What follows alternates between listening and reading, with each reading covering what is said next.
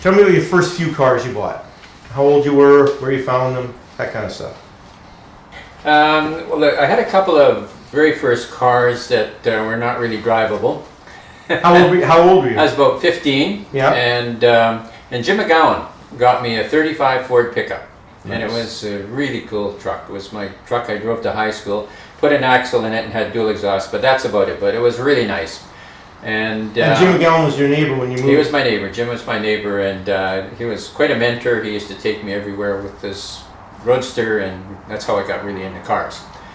And it was really funny one day. I was walking in a car show with Jerry Abramson. Yeah. And there was a beautiful 35 pickup there, and I said, you know, Jerry, I said, I used to have one of those. I wished I kept it. And he said, I had one too, but I sold it to Jim McGowan. So I hid it. It was mine.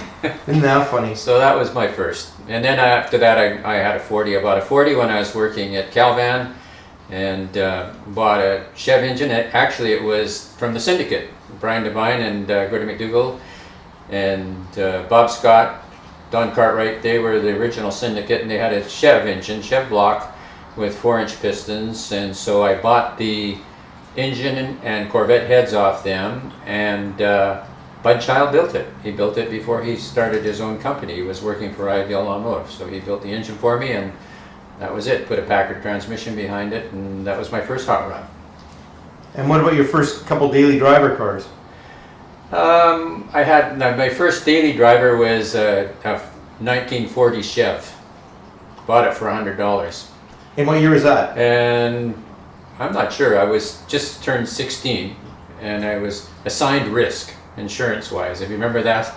You know, I've heard that term. What does that term mean? Well, it was actually very discriminatory for young people, because I was like 16. I'd never had an accident or anything like that, but they considered me everybody an assigned risk when you were that young and you were driving. So yeah. That was my first car.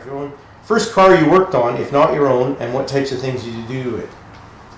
Did you help out a buddy with a car, or? Well, actually the first car I worked on was a 32 Ford 5-window coupe that belonged to Peter Bertson.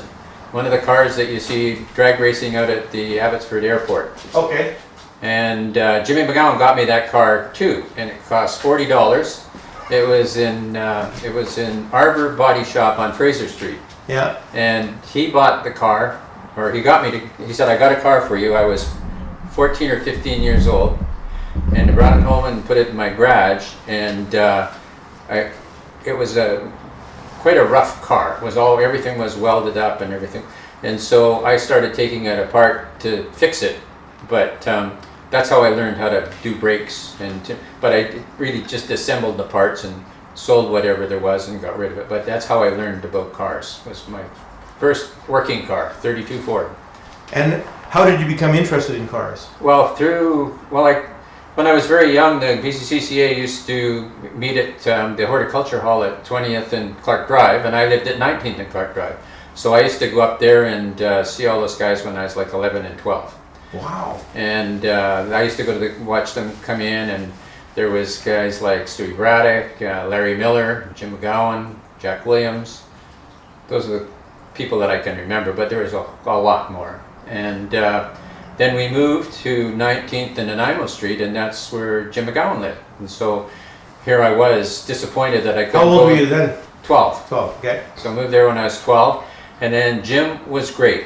I used to, on Saturdays, I'd go out, hang around outside waiting for him to come out, and he'd clean his car, and he would always talk to me, and I would help him. I thought I was helping him, but he was letting me do stuff. And then he'd say, "Hop in." And I'd go with him Saturday all around where we'd go, and he was just great. He was great. Yeah. First memories of cars as more than just transportation. A hot rod, a classic that stirred your imagination. What did you... Well, I guess hot rods were in my head right from the time I was 11 and 12, because I was really interested in them. And when did you buy your first car magazine, you said? How old were you then? I can't remember. I think I was about 12 years old, and it was 25 cents, and it was a small little magazine. I've got it somewhere. I think it was Rod and Custom, but I can't remember. What did your family drive? Parents, uncles, grandpas, etc.?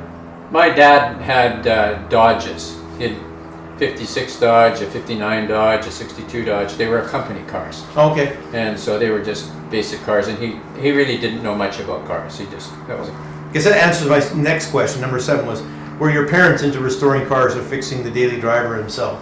not at all. I used to have to fix the daily driver if there was. Did your parents approve, like, hate, or your love of cars, hot rods, and customs? My parents approved of it because I was really involved in it. You know, I was really interested in it, and I did a lot of work on it, and I learned a lot of stuff, and it kept me off the streets, according to my mom. Yeah. And car clubs you belong to? BCCCA was the only club I ever belonged to. Okay. Did you ever race? Yes, raced at Arlington and Mission. And What years roughly? 63 to, actually 61. I ran my 40 Ford down there. Yeah. And with a 301 Chev and 6 carbs. And I would turn always in the low 14s and always in the 90 miles an hour. I could never get into the 100 mile an hour area. And then the Roadster, I ran the Roadster there, and I'd run in the 13s and just over 100, 104, 106, but mostly high 14s, low 13s. Okay.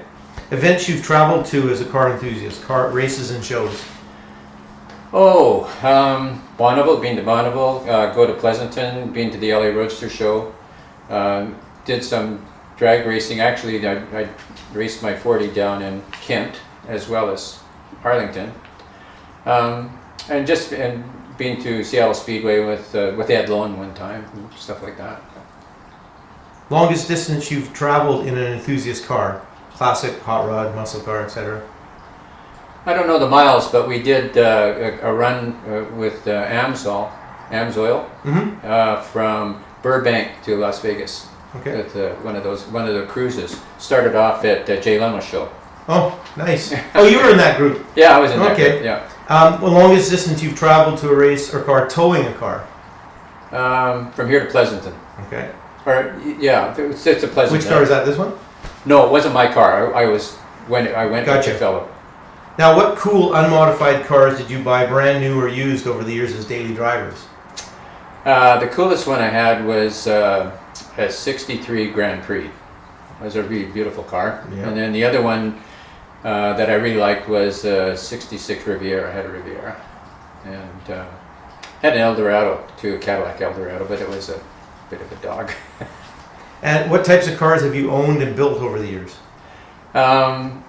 Mostly the Roadster. Yeah. And the 40 Ford. Yeah. And I bought a really nice BMW, a '77 BMW, and a 325, and it was damaged. And I got it through a friend and rebuilt that. And I drove that for a long time because it was such a nice car. Yeah. What types of cars are you planning to build or own in the future? I don't know. I'm still thinking about it. Fair enough. What type of work do you do on cars? Chassis fabs, bodywork, mechanical wiring, etc.? I do mostly mechanical and wiring and stuff. I've got a gas welder in that, but I don't do any fabrication. Okay. A lot of current members have been building cars since they got hooked as kids, but they have other interests and hobbies as well. What other stuff did you do? Mostly tennis. I play a lot of tennis, probably 4 times a week. Okay. Crazy stuff you've done over the past, car and non-car related.